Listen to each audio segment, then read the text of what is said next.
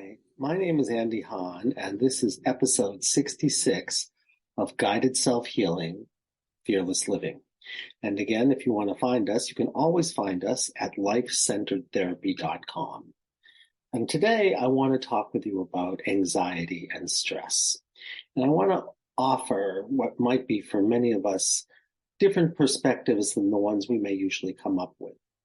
So I want to start with anxiety, and I want to talk about three different time orientations to anxiety: the present, the future, and the past.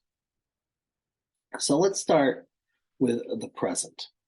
And if you have present-oriented anxiety, and it's natural, you might say it's developmental.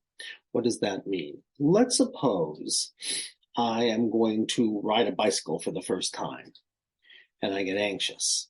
Well, it may just be, of course, that all my anxiety wants to tell me is that I'm at an edge, but it's sort of like feel the fear and do it anyway. So if you can say to yourself, this is the first time I'm riding a bicycle, so of course I'd be anxious, but everybody might get anxious if they're riding a bicycle for the first time, and it's natural and it's normal. So perhaps what I could do is I could feel the anxiety and feel it in my body and bring my attention to it and let it say whatever it wants to say about how scary it is to get on the bicycle for the first time. And then we could be with that anxiety, of course, and we could say, I got it, and I'm here with you, and I'm holding you, and you get to be here, but you're not going to run the show because I'm the one who's bearing witness to you. So you might say, I'm feeling anxiety, but I am not anxious because it's not my identity. It's just an experience I'm having. And I can be with the experience without identifying with the experience. And then, of course, you can get on the bike. So that's present-oriented and developmental. Now let's think about something future-oriented a little bit, which we might call anticipatory anxiety. So let's suppose you're going to get on the bike again.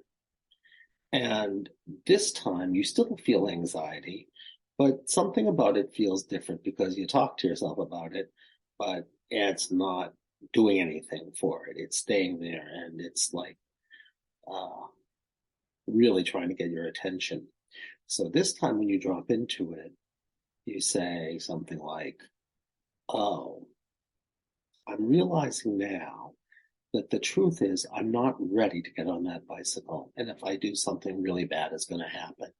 I'm just not ready yet. And perhaps my friends are doing it, so I want to be as cool as they are. Or perhaps my parents are pushing me a little bit and I'm not ready.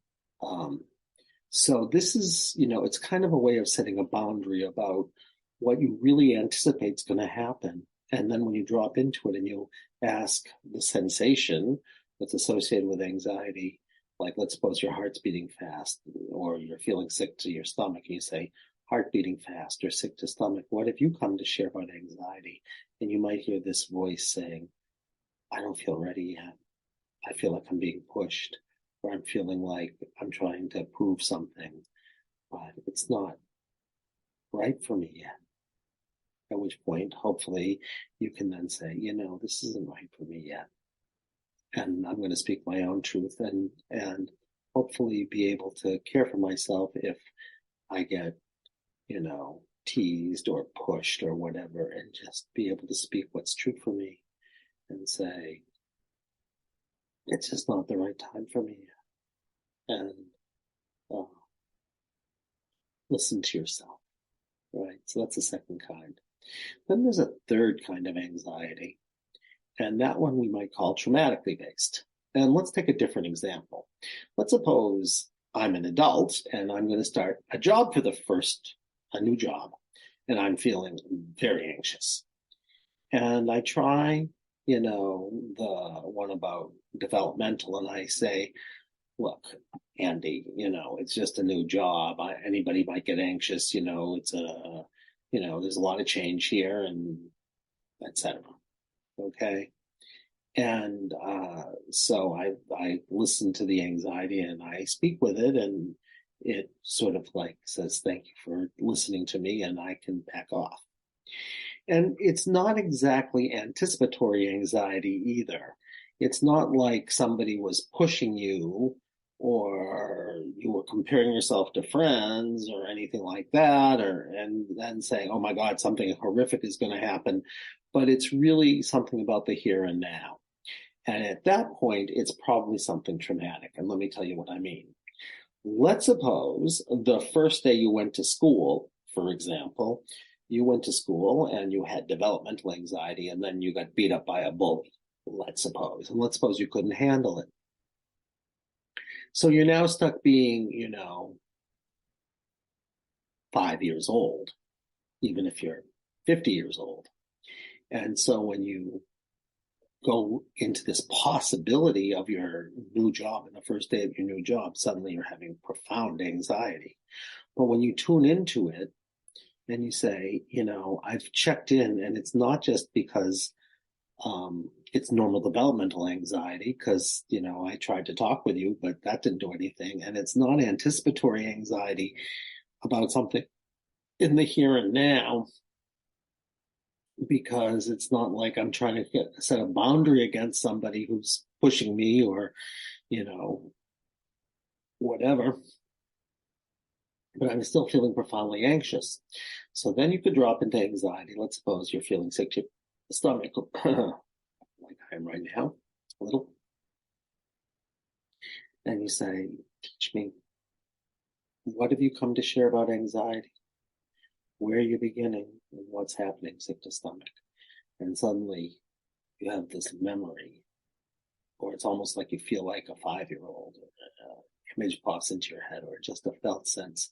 And suddenly you say, I'm remembering right now being 5, and like I'm walking into that school and someone's looking at me, and like they're coming at me, and like they're gonna beat me up. And so then what we need to do is to say, okay, I got it. So it's not me as the 50-year-old or whatever who's going to work. It's really me as the 5-year-old who's going to school for the first time. And I have listened to you. And I'm holding you. And I'm accepting you. There's nothing to be ashamed about. And just being able to say that is maybe enough. And if it's not, you need something else. And that 5-year-old might say something like, I need a hug, or I need you to tell me, you'll be with me, or I need you to help me unfreeze, or whatever. And then you give them what they need, and then miraculously, the work isn't so overwhelming. So a brief description of these different anxieties: normal anxiety, anticipatory anxiety that is like built in a normal situation, but you're realizing you had to listen to a deeper part of you, and traumatic anxiety, where the real problem is that you're living out the past. And the way to find out, as I always say, is to find the sensation that's associated with the anxiety and choose to bring all your attention there and become the sensation. And then say, sensation, what have you come to share about anxiety? And is there anything more you want to say about who you are? Anything. And worlds will open. So now let's talk about stress. And we might say that there are many different kinds of stress, and stress has got a bad name, but if you think about it, there's too much stress, which is what's gotten a bad name, because too much stress leads to a kind of overwhelm, right? Oh my God, I'm getting bombarded and there's too much. But not enough stress actually leads to sort of a polar opposite problem, which is that there's nothing inspiring us, or there's nothing we're aspiring to doing. So there's no edge for us. We're just like hanging out, and we're not trying anything that, gives us an opportunity to master something new. So, either one of those stresses actually can take years off of our life, interestingly, because too much stress will take years off our life, but also in a funny way, not enough, what we might call a different kind of stress can take 2 years off our life because we don't have a sense of passion and purpose. We're just like hanging out and so the very act of non-stress becomes stressful. So what we're looking for is the optimal amount of stress, something that really is a little bit at our edge and not over our edge, but really at our edge. So we are kept, invited to come forward and not just to stay still and do nothing new. So we've had a little look today at anxiety and 3 different types.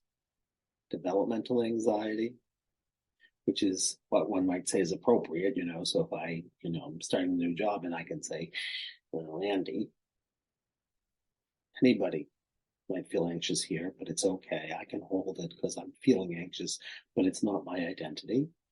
Or anticipatory anxiety, usually based in something that isn't just developmental, but that I have to listen to a deeper voice that's saying, this may not be the right choice for you. Even if it sounds like it's rational, it may not be the best choice what you're doing. And there's a better choice. And you have to listen to what I have to say and tune into a deeper part of you that just knows what's true, that gut knowing. And then once you know what's true, knows what you desire, which is a kind of heart knowing. So these aren't head questions, right? It's our gut that knows what's true for us. It's our heart that knows what we desire to do, given what's true for us. And then our head can help us figure it out. But it doesn't know what's true, and it doesn't know what we want. So this is about bringing our attention down and in.